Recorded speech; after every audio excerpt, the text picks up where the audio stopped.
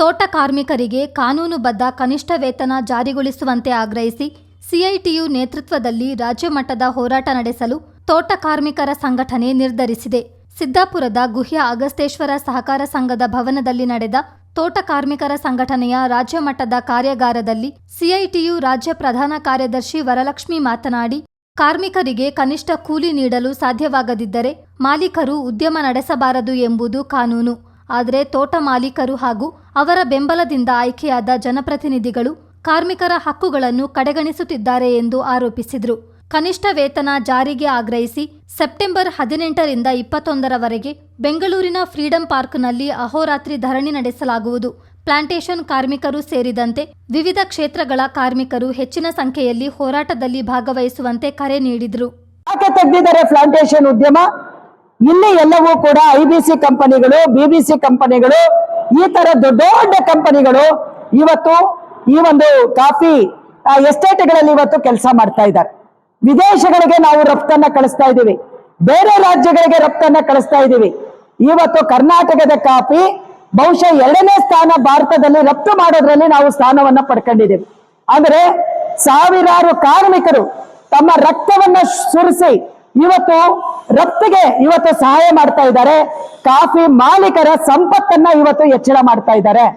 ಆದ್ರೆ ಇಲ್ಲಿರ್ತಕ್ಕಂಥ ಕಾಫಿ ಮಾಲೀಕರು ಸಣ್ಣ ಸಣ್ಣ ಬೆಳೆಗಾರರೆಲ್ಲ ಸೇರ್ಕೊಂಡು ಕೂಲಿ ಜಾಸ್ತಿ ಮಾಡಿದ್ರೆ ನಾವು ಕಾಫಿಯನ್ನ ನಡೆಸಕ್ಕಾಗಲ್ಲ ಅಂತ ಹೇಳಿ ಒಂದು ಕಡೆ ನಾವು ಇಲ್ಲಿ ಸಣ್ಣ ಬೆಳೆಗಾರರ ಬಗ್ಗೆ ಮಾತಾಡ್ತಾ ಇಲ್ಲ. ಯಾರು ಇವತ್ತು ನೂರಾರು ಎಕರೆ ಕಂಪನಿಗಳನ್ನ ಎಕರೆಯಲ್ಲಿ ಇವತ್ತು ಕಾಫಿಯನ್ನ ಬೆಳೀತಾ ಇದ್ದಾರೆ, ಅವರಿಗೆ ನಾವು ಇವತ್ತು ಪ್ರಶ್ನೆ ಮಾಡ್ತಾ ಇದೀವಿ. ಏನಂತ ಹೇಳಿದ್ರೆ, ಈ ಕನಿಷ್ಠ ವೇತನವನ್ನ ಇವತ್ತು ಬಂದಿರುವಂತ ಅಧಿಸೂಚನೆ ಒಳಗಡೆ ಬರಲಾರದೆ ನೀವಿವತ್ತು ನೋಡ್ಕೊಂಡಿದ್ದೀರಾ. ಬರೀ ಮಾಲೀಕರು ಮಾತ್ರ ಅಲ್ಲ, ನಿಮ್ಮ ಜಿಲ್ಲೆಯ ಹಾಸನ, ಚಿಕ್ಕಮಗಳೂರು, ಕೊಡಗು ಜಿಲ್ಲೆಯ ಜನಪ್ರತಿನಿಧಿಗಳು ಸೇರಿ ಇವತ್ತು ಪ್ಲಾಂಟೇಶನ್ ಕಾರ್ಮಿಕರಿಗೆ ಮತ್ತು ರಬ್ಬರ್ ಎಸ್ಟೇಟ್ಗಳಲ್ಲಿ ಕೆಲಸ ಮಾಡುವಂತ ಕಾರ್ಮಿಕರಿಗೆ ಕನಿಷ್ಠ ವೇತನ ಈ ಒಂದು ಅಧಿಸೂಚನೆಯಲ್ಲಿ ಬರದೇ ಇರುವ ಹಾಗೆ ಇವತ್ತು ತಂತ್ರವನ್ನ ರೂಪಿಸಿದ್ದಾರೆ. ಇದನ್ನ ನಾವು ಸಿಐಟಿ ತೀವ್ರವಾಗಿ ಕಂಡೆಮ್ ಮಾಡ್ತೀವಿ. ಮಾತ್ರ ಅಲ್ಲ, ಕೂಡಲೇ ಈ ಒಂದು ಪ್ಲಾಂಟೇಶನ್ ಕಾರ್ಮಿಕರನ್ನ ಈ ಅಧಿಸೂಚನೆಯಲ್ಲಿ ತರಬೇಕು ಅನ್ನೋದನ್ನು ಕೂಡ ನಾವು ಇವತ್ತು ಒತ್ತಾಯ ಮಾಡ್ತಾ ಇದ್ದೀವಿ. ಆ ಒತ್ತಾಯ ಮಾಡೋ ಸಲುವಾಗಿ ನಮ್ಮ ಚಳವಳಿಗಳು ಬಹಳ ತೀವ್ರಗತಿಯಲ್ಲಿ ಇವತ್ತು ನಡೆಯುತ್ತೆ ಅನ್ನೋದನ್ನು ಕೂಡ ನಾವು ಈ ಮುಖಾಂತರ ಎಚ್ಚರಿಕೆ ಕೊಡ್ತಾ ಇದ್ದೀವಿ. ಯಾವ ಹಣಕಾಸು ಇಲಾಖೆ ಸರ್ಕಾರದ ಅಡಿಯಲ್ಲಿ ಕೆಲಸ ಮಾಡುವಂತ ನಾನ್ ಪರ್ಮನೆಂಟ್ ವರ್ಕರ್ಸ್ಗೆ, ಗುತ್ತಿಗೆ ಕಾರ್ಮಿಕರಿಗೆ, ಹೊರಗುತ್ತಿಗೆ ಕಾರ್ಮಿಕರಿಗೆ ನಾವು ಹಣ ಕೊಟ್ರೆ 2000 ಸಿಐಟಿಯು ಕೊಡಗು ಜಿಲ್ಲಾಧ್ಯಕ್ಷ ಎಸಿ ಸಾಬು ಮಾತನಾಡಿ, ಸ್ವಾತಂತ್ರ್ಯ ಬಂದು ದಶಕಗಳು ಕಳೆದರೂ ತೋಟ ಕಾರ್ಮಿಕರು ಕನಿಷ್ಠ ವೇತನ ಹಾಗೂ ಸೂಕ್ತ ವಸತಿ ಸೌಲಭ್ಯಕ್ಕಾಗಿ ಹೋರಾಡಬೇಕಾದ ಪರಿಸ್ಥಿತಿ ನಿರ್ಮಾಣವಾಗಿದೆ.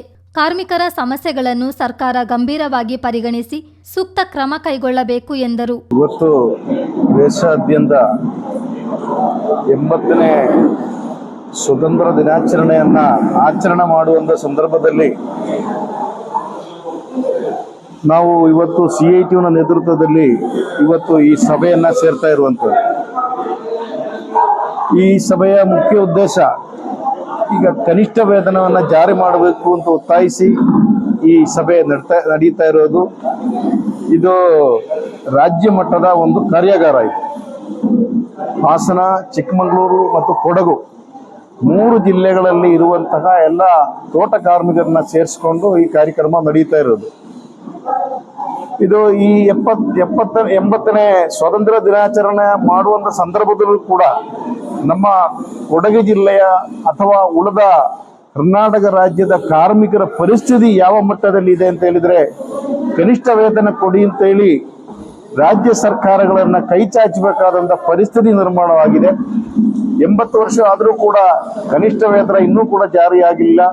ಅದೇ ರೀತಿಯಲ್ಲಿ ಮನೆ ಇಲ್ಲದವರು, ಸೂರಿಲ್ಲದವರು, ಕನಿಷ್ಠ ವೇತನ ಇಲ್ಲದವರು ಎಲ್ಲ ರೀತಿಯಲ್ಲೂ ಕೂಡ ನಮ್ಮ ದೇಶದ ಕಾರ್ಮಿಕರು ದೊಡ್ಡ ರೀತಿಯಲ್ಲಿ ಸಂಕಷ್ಟಕ್ಕೆ ಒಳಗಾಗಿದ್ದಾರೆ. ಸರ್ಕಾರಗಳು ಇದರ ಬಗ್ಗೆ ಯಾವುದೇ ರೀತಿಯ ನಿಲುವುಗಳನ್ನು ಕೂಡ ತಾಳುತ್ತಾ ಇಲ್ಲ.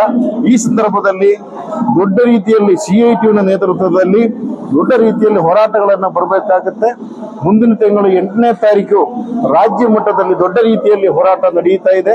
ಈ ಸಂದರ್ಭದಲ್ಲಿ ತೋಟ ಕಾರ್ಮಿಕರು ಹೆಚ್ಚಿನ ಸಂಖ್ಯೆಯಲ್ಲಿ ಭಾಗವಹಿಸಿ ಈ ಹೋರಾಟವನ್ನು ರಾಜ್ಯ ತೋಟ ಕಾರ್ಮಿಕರ ಸಂಘಟನೆಯ ಪ್ರಧಾನ ಕಾರ್ಯದರ್ಶಿ ಮಹದೇವ್ ಮಾತನಾಡಿ, ಎಸ್ಟೇಟ್ಗಳಲ್ಲಿ ಸ್ಥಳೀಯ ಹಾಗೂ ಹೊರ ರಾಜ್ಯಗಳಿಂದ ಬಂದ ಕಾರ್ಮಿಕರ ನಡುವೆ ತಾರತಮ್ಯ ಮಾಡಲಾಗ್ತಿದೆ. ರಾತ್ರಿ ಹಗಲೆನ್ನದೆ ದುಡಿಯುವ ಆದಿವಾಸಿ ಕಾರ್ಮಿಕರಿಗೂ ಕಡಿಮೆ ಕೂಲಿ ನೀಡಲಾಗ್ತಿದ್ದು, ಇದನ್ನು ತಕ್ಷಣ ನಿಲ್ಲಿಸಬೇಕು ಎಂದು ಆಗ್ರಹಿಸಿದರು. 12.5 ಎಕರೆಗಿಂತ ಹೆಚ್ಚಿನ ಜಮೀನು ಅಥವಾ ಎಸ್ಟೇಟ್ ಹೊಂದಿರುವ ದೊಡ್ಡ ಬೆಳೆಗಾರರು ಕಾರ್ಮಿಕ ಕಾಯ್ದೆಯ ವ್ಯಾಪ್ತಿಗೆ ಒಳಪಡುತ್ತಾರೆ. ಅಂತಹ ಮಾಲೀಕರು ಕಾನೂನುಬದ್ಧವಾಗಿ ಎಲ್ಲ ಕಾರ್ಮಿಕರಿಗೂ ಕನಿಷ್ಠ ವೇತನ ನೀಡಬೇಕೆಂದು ಒತ್ತಾಯಿಸಿದರು. ಕಾಫಿ ಪ್ಲಾಂಟೇಶನ್ ಅಲ್ಲಿ ದುಡಿಯುವಂತ ಕಾರ್ಮಿಕರಿಗೆ ಇವತ್ತು ಮಾಲೀಕರು ಏನ್ ಮಾಡ್ತಾ ಇದಾರೆ ಅಂತೇಳಿ ಭೇದ ಭಾವ ಮಾಡುವಂಥದ್ದು. ಈಗ ಏನು ಹೊಸದಾಗಿ ಬಂದಿರೋಂಥ ಅಸ್ಸಾಂ ಮತ್ತು ಜಾರ್ಖಂಡ್ ಇಂದ ಏನು ಕಾರ್ಮಿಕರು ಬರ್ತಾ ಇದ್ದಾರೆ ಅವ್ರನ್ನ ಒಂದು ರೀತಿ ಇರೋದು ನೋಡ್ತಾ ಇರೋದು, ಇನ್ನೊಂದು ರೀತಿ ಅಲ್ಲಿಯ ತೋಟನ ಉತ್ಪಾದನೆ ಮಾಡಿ ಲಾಭವನ್ನು ಕೊಡುವಂತ ಕಾರ್ಮಿಕರನ್ನ ಇನ್ನೊಂದು ರೀತಿ ನೋಡುವಂತ ಮಾಲೀಕರು ಇಲ್ಲಿ ಇದ್ದಾರೆ. ಅದು ಮಾತ್ರ ಅಲ್ಲ, ಇವಾಗ ಕಾನೂನು ಪ್ರಕಾರ ಏನಂತ ಹೇಳಿದ್ರೆ 5 ಹೆಕ್ಟರ್ ಏನಂದ್ರೆ 12 ಎಕರೆ ಏನಿದೆ ಅದ್ರ ಮೇಲ್ಪಟ್ಟಿರೋರು ಈ ಕಾರ್ಮಿಕ ಕಾಯ್ದೆ ಒಳಗೆ ಬರ್ತಾರೆ. ಆದ್ರೆ ಕೆಳಗಿರೋಂಥವ್ರು ರೈತರು ಅಂತ ಹೇಳ್ತೀವಿ. ಈಗ ಕೊಡಗಿನಲ್ಲಿ ಚಿಕ್ಕಪುಟ್ಟ ರೈತರನ್ನ ನಾವೇನು ಪ್ರಶ್ನೆ ಮಾಡೋದಿಲ್ಲ.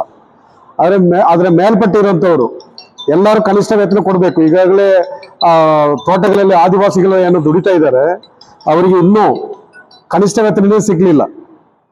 180, 150, 160 ಈ ರೀತಿ ಇದು ಕನಿಷ್ಠ ವೇತನ ಅವರಿಗೆ ಕೊಟ್ಕೊಂಡು ಕೆಲಸ ಮಾಡುವಂಥದ್ದು. 6 ಗಂಟೆಗೆ ಹೋದ್ರೆ ಸಾಯಂಕಾಲ 6 ಗಂಟೆ ತನಕ ದುಡಿಸ್ತಾ ಇದ್ದಾರೆ. ಅದು ನಾವು ತೀವ್ರವಾಗಿ ಖಂಡಿಸ್ತಾ ಇದ್ದೀವಿ. ಕೊಡಗು ಜಿಲ್ಲೆಯಲ್ಲಿ ದುಡಿಯುವಂತವರಿಗೆ. ಕಾರ್ಯಾಗಾರದಲ್ಲಿ ಪ್ರಮುಖರಾದ ಧರ್ಮೇಶ್, ಎನ್ ಡಿ ಕುಟ್ಟಪ್ಪ, ಸೌಮ್ಯ ಮತ್ತಿತರರು ಇದ್ದರು. ಚಿತ್ತಾರ ನ್ಯೂಸ್, ವಿರಾಜಪೇಟೆ.